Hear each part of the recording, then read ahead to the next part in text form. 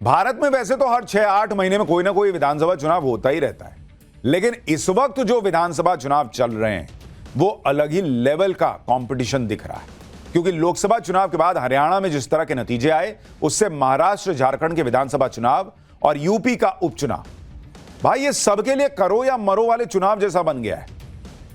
आप देखिए ना, महाराष्ट्र में असली एनसीपी कौन तय होना है, असली शिवसेना कौन ये तय होना है, राहुल गांधी की नैया डूबेगी बचेगी ये तय होना है, नरेंद्र मोदी क्या हरियाणा के बाद भी पार्टी को उसी ट्रैक पर लेकर चल पाएंगे जैसा उन्होंने रिकवरी की हरियाणा में, ये तय होना है। मतलब बहुत कुछ दांव पे लगा हुआ है, और इसलिए आप देखिए कि इस चुनाव में लोग पर्सनल लेवल तक पे कमेंट करने पर चले गए।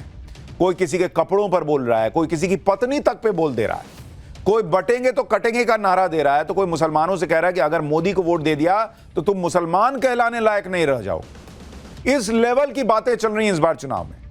लोग कह रहे हैं कि मुसलमान ने अगर मोदी को वोट दिया तो उसको अपना नाम बदल लेना चाहिए। मतलब इस लेवल की राजनीति तो किसी विधानसभा चुनाव में शायद पहली बार दिख रही होगी। सिर्फ 5 दिन बचे हैं वोटिंग और मोदी योगी शाह की तिकड़ी ने इंडी गठबंधन के पसीने छुड़ा रखे हैं। इंडी गठबंधन से भी राहुल गांधी, उद्धव ठाकरे, शरद पवार सबने सियासी घोड़े खोल रखे। ओवैसी अलग बवाल मचाए हुए हैं। इस सब के बीच ही यूपी में उपचुनाव के लिए भी वोटिंग है, तो वहां भी गर्मागर्मी बढ़ गई है। महाराष्ट्र, झारखंड में झंडे गाड़कर योगी यूपी उपचुनाव में जुट गए हैं। अखिलेश यादव भी योगी के यूपी में उतरते ही सब कुछ छोड़कर योगी पर बरस पड़े, क्योंकि ये चुनाव ही ऐसे हैं जिसमें सबकी साख दांव पर लगी है। भाई योगी को भी तो साबित करना है कि यूपी में जो सीटें कम आई बीजेपी की, वो एक बार हो गया, बार बार नहीं होगा। अखिलेश को साबित करना है कि वो तुक्का नहीं था। इसलिए हम कह रहे हैं कि भाई ये अलग लेवल का चुनाव है। उपचुनाव में, विधानसभा चुनाव में इस लेवल की फाइट नहीं होती थी। सोचिए अगर महाराष्ट्र और झारखंड भी नरेंद्र मोदी ने जीत लिया तो इंडी गठबंधन तो कहीं का नहीं रहेगा। राहुल गांधी ये जो संविधान की कॉपी लहरा रहे हैं, वो उन्हें छोड़कर कुछ ठोस राजनीति सोचनी होगी।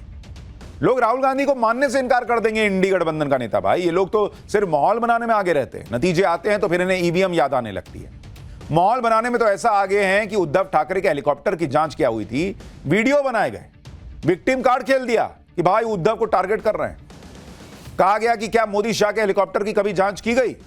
और आज ही आप देख लीजिए कि बीजेपी के बड़े बड़े नेताओं की फिर से हेलीकॉप्टर की चेकिंग हो गई। कल तो हुई थी, देवेंद्र फडणवीस, क्या नितिन गडकरी, सबकी तो चेकिंग हुई थी। सीएम शिंदे के हेलीकॉप्टर की चेकिंग हो गई। आज तो अलग ही लेवल का गजब हो गया। अमित शाह, गृह मंत्री अमित शाह के हेलीकॉप्टर के वो भी चेक कर लिया गया। अब बताइए, हर बात पे लोग माहौल बना देते हैं। उद्धव ठाकरे अपने हेलीकॉप्टर की जांच को लेकर हाय तौबा मचा रहे थे, लेकिन आज उनके एजेंडे की हवा तब निकल गई जब चुनाव अधिकारी अमित शाह का हेलीकॉप्टर चेक करने पहुंच गए। अमित शाह के हेलीकॉप्टर की जांच में क्या मिला वो आपको बताऊंगा। इस बीच पीएम मोदी और राहुल गांधी का भी हेलीकॉप्टर सुर्खियों में आ गया। पीएम मोदी तो 1 घंटे तक एयरपोर्ट पर ही फंसे रह गए। उसके चक्कर में राहुल गांधी को आधे 1 घंटे हेलीकॉप्टर में बैठकर इंतजार करना पड़ गया। बीच चुनाव में यह हेलीकॉप्टर वाला विवाद क्या हुआ, इसकी पूरी डिटेल भी आपको दूंगा। चुनाव को 360 डिग्री कवर करने वाले इस चैप्टर में यह भी बताऊंगा कि कैसे महाराष्ट्र में योगी आदित्यनाथ के कटेंगे तो बटेंगे वाले नारे पर तूफान खड़ा हो गया है। बीजेपी के अंदर ही कुछ नेता इस पर सवाल खड़े कर रहे हैं। लेकिन पहले इन तूफानी बयानों की एक झलक देखिए, फिर आगे की बात बताता हूं।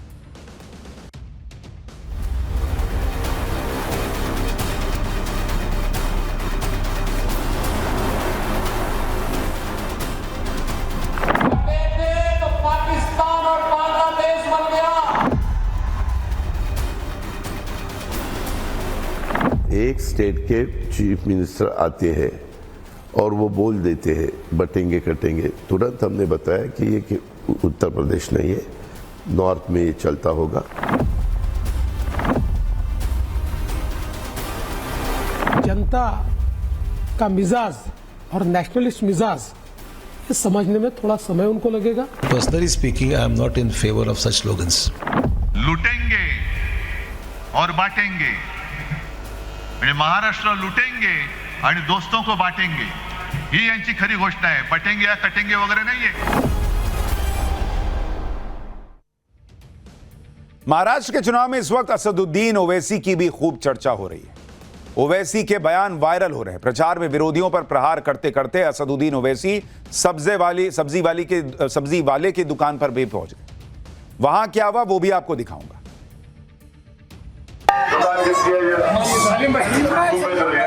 टमाटर कितना किलो है?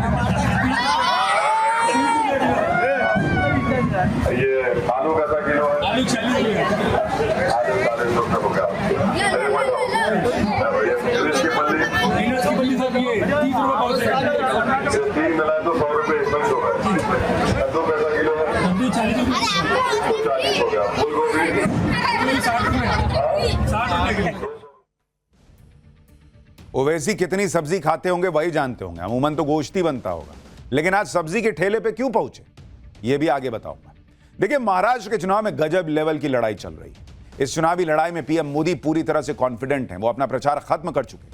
कल पीएम मोदी को नाइजीरिया के लिए निकलना है, उन्होंने समेट दिया भाई, अपना काम कर दिया और अब नाइजीरिया जा रहे हैं। नाइजीरिया के बाद ब्राजील चले जाएंगे जहां G20 की मीटिंग होनी है। लेकिन पीएम मोदी विदेश जाते जाते इंडी गठबंधन को एक चैलेंज देकर जा रहे हैं। पीएम मोदी के इस चैलेंज से कैसे उद्धव ठाकरे फंस गए हैं वो आपको बताऊंगा। पहले पीएम ने कहा क्या है ये सुनिए। मैंने इन्हें चुनौती दी थी कि कांग्रेस के मुंह से, कांग्रेस के शहजादे के मुंह से बाला साहब ठाकरे की प्रशंसा के लिए कुछ बात जरा बुलवा के दिखा दीजिए। अरे एक बार तो कांग्रेस के शहजादे से मुंह से निकलवाइए, हिंदू हृदय सम्राट बाला साहब ठाकरे। आज तक ये लोग कांग्रेस से, कांग्रेस के शहजादे से बाला साहब ठाकरे की प्रशंसा नहीं करवा पाए हैं। और यही अघाड़ी वालों की सच्चाई है। वीर सावरकर को गालियां देने वालों को भी ये लोग गले लगाते घूम रहे हैं। पीएम मोदी ने तो उद्धव ठाकरे की दुखती रग पर हाथ रख दिया, क्योंकि जो बाल ठाकरे जीवन भर कांग्रेस को उधेड़ते रहे, उसी कांग्रेस के साथ उद्धव ठाकरे ने हाथ मिला दिया। इसलिए तो पीएम ने उद्धव ठाकरे को चैलेंज दिया था कि जरा बुलवाइए ना, राहुल गांधी से बुलवाइए, हिंदू हृदय सम्राट बाला साहब ठाकरे, इतना बुलवा के दिखा दीजिए। कहां बुलवा पाए। उद्धव ठाकरे इसमें फंस गए। इस घेराबंदी में रही सही कसर गृहमंत्री अमित शाह ने पूरी की। उन्होंने कह दिया कि उद्धव सेना के लोग तो औरंगजेब के फैन क्लब की गोदी में बैठे हैं। अमित शाह को भी सुनिए।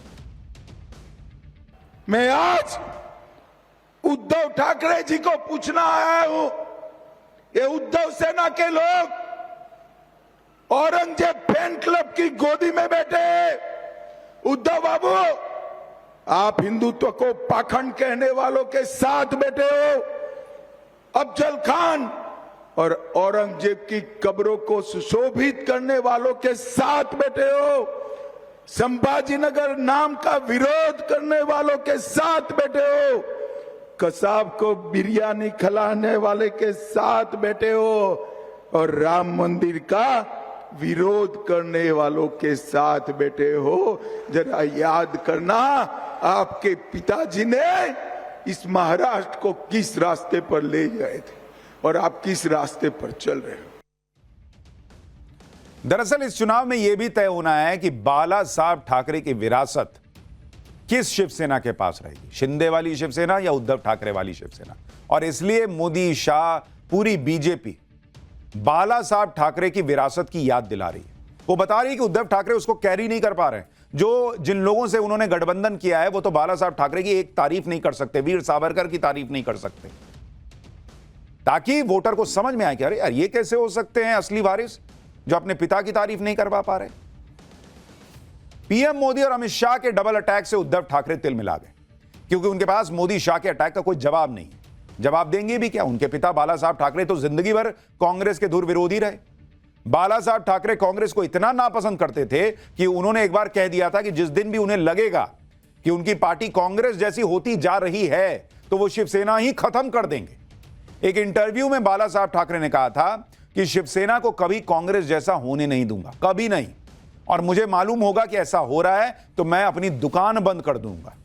शिवसेना चुनाव ही नहीं लड़ेगी। उन्होंने कहा कि आज जो मान सम्मान शिव सैनिकों को मिल रहा है वो शिवसेना के नाम पर मिल रहा है, हिंदुत्व के लिए मिल रहा है, भगवा झंडा के लिए मिल रहा है, इससे गद्दारी बिल्कुल नहीं।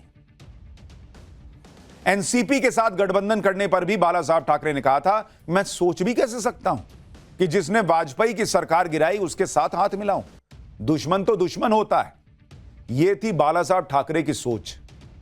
एकदम क्लियर कि कांग्रेस बनने की नौबत आई तो पार्टी खत्म कर दूंगा यार। और आज उनके बेटे कांग्रेस के साथ गठबंधन करके बैठे। कांग्रेस और एनसीपी को बाला साहब ठाकरे अपना दुश्मन मानते थे, लेकिन उनकी सियासी विरासत पर हक जमाने वाले उनके बेटे उद्धव ठाकरे ने कांग्रेस एनसीपी से हाथ मिलाया। इसलिए जब सवाल उठते हैं तो उद्धव ठाकरे के पास कुछ बोलने को बचता नहीं। पीएम मोदी और अमित शाह को जवाब देने के लिए उद्धव ठाकरे इमोशनल कार्ड खेलने का प्रयास करते हैं। उद्धव ठाकरे ने पीएम मोदी पर उनकी मां और पिता बाला साहब ठाकरे का अपमान करने का आरोप लगाया। उद्धव ने कहा कि पीएम मोदी बाला साहब के वंश को साथ नहीं रखना चाहते, शिवसेना प्रमुख के बेटे को नहीं चाहते, उन गद्दारों को अपने साथ ले जाना चाहते हैं। उद्धव ने कहा कि आप बाला साहब और मेरी मां का अपमान कर रहे हैं। मोदी जी, आपके संस्कार कैसे हैं?